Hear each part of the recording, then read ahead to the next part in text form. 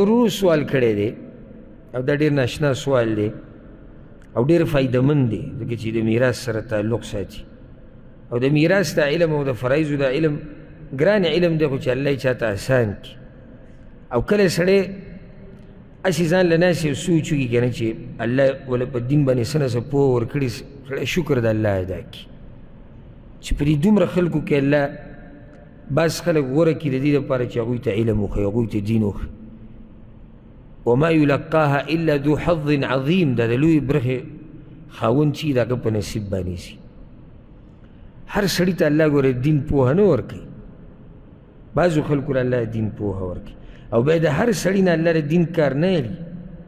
بعضو خلکو ته الله د دین پوهه هم ورکوي او دین کار ته یې ویلي نو دا ورور وایي چې زما دوه وروڼه مړه شوي وو په یو حادثه کې هغه حادثه داسې چې د چا د طرف نه به دیوال راولېدلی دی په غلطۍ سره او دا ځوانان هلکان وو ودونه یې نه وو او زما پلار هم د هغوی سره په هغه حادثه کې نو دوی خو په ځي باندې مړه شو او پلار پسې 8 ګنټې بعد مړ شوی درې واړه مړه شو د دې درې واړو دیت ما ته میلاو شوی دی دیت د دې درې واړو ما سره دی سوال وس دا دی چې زما دغه دوه وروڼه چې مړه وو د دوی میراث به څوک کوي یو ځکه چې پلار خو 8 ګنټې بعد مړلی مسله دا ده او دویم سوال دا دی چې دا درې دیتونه د دې دوه وروڼو د پلار دا به موږ څنګه تقسیمو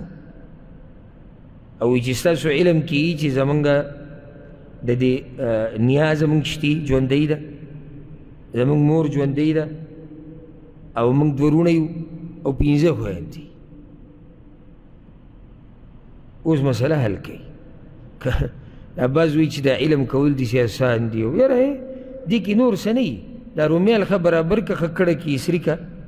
او یا ښه ښکلی پټکی پیدا کړو په کرسۍ کښېنه او شروع وکړه علم قرباني غواړي ټیم غواړي او ځکه هغه کس چې هغه کلونه په علم کې لګولي مال یې لګولی ځواني یې لګولي د علماو سره ناست او هغه چې سرسري دوه خبرې ورته یادي وو نن سبا د افسوس خبر ده چې موږ په خلط کې واقع یو څنګه خلط کوو یعنې هر سورګیري ته شاګل وایو او چې هر سړی په منبر ناست دی دا مولوي صاحب دی بس عوام خو په دې نه پوهېږي که نه زه اوس ګوره لکه دا مسله خو ډېره علمي مسله ده ته عوامو له یو عام کس راوله چې ګیره یې ښه مزېداره په تبلیغ کې راګرځېدلی راګرځېدلی او بیان ډېر د جذبې سره کوي او بل طرف ته یو علمي شخصیت راوله دروند چې سم جوور علم ورسره وي هغه علمي مسلې بیانوي د دې عوامو د اولنۍ خوښ ته له دویمې نه دی خوښ او د عوام مولا چا ته به وایي اولني ته کوي دویم ته دا چې د سپیکر نه ګړزا ډېره وباسي یاره خو منې به یې وایي ښه هغه چې د مدرسې مخه پرېږده په شام نه دی تللی خو ولې ځکه چې خبرې وکړي چې خبرې وکړي بیا خصوصا چې داسې خبرې وکړي چې د عوامو د خواهشاتو سره برابر وي لکه اوس یو سړی دی په زړه کې یو مسله پرته ده خو بیانولی نه شي ځکه چې چا بیان کړې نه ده یو مولوي صاحب یو ذکر را پیدا کړو هغه هم دقه خبره کوي کوم چې ده په دې زړه کې الله د ده ټول ایمان اوس په دې مولوي صاحب دی ولې د ده د زړه خبره وکړه که ته ورته ډېر دلایل پیش کړي چې دا مولا نه دی دی نه پوهي نه نو یو خو موږ دلته خطا شوي یو چې عام سړي او په عالم کې فرق نشي کولی بیا موږ په عالم او عالم کې فرق نشو کولی نو دا عقل استعمال کوي دا زړه استعمال کوي چې کله درته څوک خبرې کوي نو دا ښه په توجه سره واوره چې دا سړی ما ته څه وایي دی ما په کوم طرف بوځي د ده سره پوهه شتي او که نه دا خو الله موږ ته یعنې ډاکټرانو کې موږ څنګه فرق کوو داسې نور ډېر یعنې هغه شخصیات چې دنیوي علم سره تعلق لري موږ پکې فرق کوو چې دا داسې دا داسې دوه ټماټر پراته ټماټر موږ څنګه ګورو اړو راړو دا د کمې ورځې دي او دا ننني دي او که دا پروني دي او شنه دي او که کلک بینډۍ نه کړس وباسو ماتې کړو بیخ د هغه بینډو ټول ویسته چې ورشي هغه نیمې ماتې پرتې دا موږ ګورو چې د دین مسله راشي بیا موږ تحقیق نه کوو چې دا بیانوونکی څوک دی د کوم ځای نه علم کړی دی دی څه ښیي خلکو ته نو علم ګران کار دی الله دې موږ ټولو ته نصیب کړي خو صرف په امین سره صرف په امین سره که علم ملاوی دی نو موږ به سهار نه ماښامه پورې امین امین کوو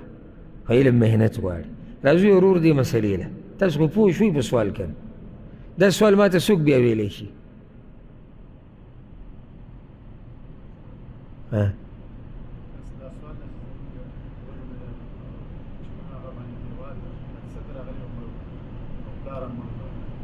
پلار 8 घंटे بعد مړ دی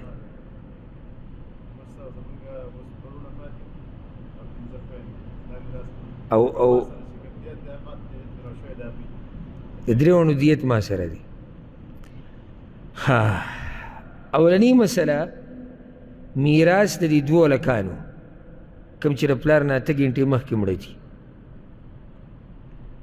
دا قانون یاد ساتي چې کله وارث ژوندی او هغه کس مړ شي د چا نه چې میراث لري نو د ده په میراث کې برخه ده او پلار د دوی څه مړو کې ژوندی و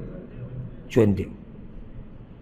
د ده د دوه وروڼه چې کوم دي درته موږ وایو ستا د دوه وروڼه کوم چې مړه دي د دوی میراث به مور او پلار ته پاتې کېږي ځکه چې مور او پلار خو شتي که نه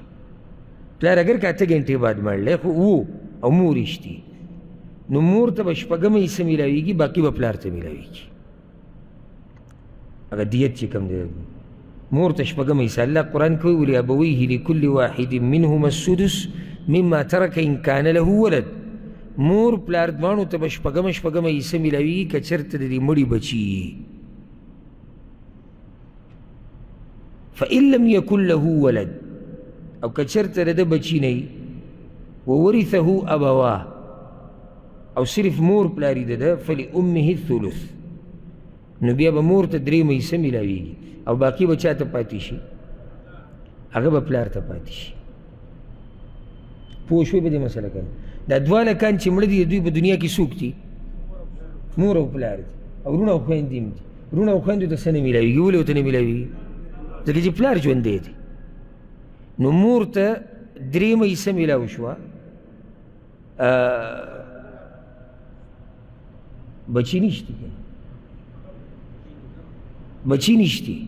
نو د دې وروڼو د لاسه که دا وروڼه یې نه وی مور ته 3 وه خو چې وروڼه دي نو مور ته 6 میلاو شو باقي چا ته پاتې شوه پلار ته دا مسله خو حل شو ورسېدی به که نه د دغه دوو هلکانو میراث ټول د چا دی د مور او پلار دی د مور پکې سمه برخه ده 6 باقي پلار ته پاتې شو هغې نه بعد پلار هم مړ شو اوس دا ټول مالله والا چې کوم پلار ته میلاو شوی دی سره د هغه د دیته